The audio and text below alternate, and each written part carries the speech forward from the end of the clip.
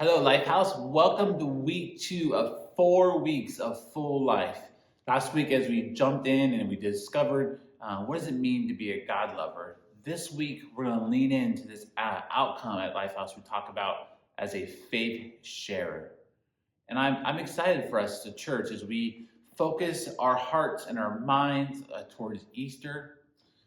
And what an incredible opportunity for us to focus in this week on being a faith sharer. Jesus came so we can have faith in him, to have a relationship with him, so we can give it away to somebody else, so we can share it with somebody else. I just want to share a verse that might set this week up well for us. And it's Luke 19, verse 10. It's Jesus and Zacchaeus, the tax collector. You probably know the story, but and it ends with this verse. For the Son of Man, for Jesus, came to seek and to save the lost. What a direct point of why Jesus came. He came so that you and I can be God lovers. But it didn't stop there. He came to seek and to save.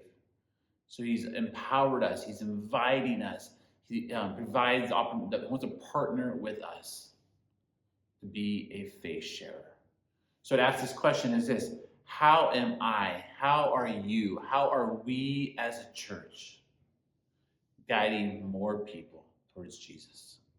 So this week, as we zero in, as we focus in on what does it mean to be a faith sharer in our individual practices with God, and as we read and maybe just reflect or journal, and as we pray, would God cultivate in us heart, passion, like Jesus, to seek and to save the lost. Now, it's not our job to save, it's not our job, but it's our job to share. It's our job to share. And so as we move towards Easter, would you think about individually, guys, there are people in my heart and my mind that you might use me to invite to be part of Easter service. Maybe God could use me to share Christ with, whatever that might look like for you. I would encourage you as we keep going week by week towards Easter, that you would find a time this week to reflect back on last week as God lover, to find a way to fast, to pick a day maybe where you instead of eating, you choose to feast on God.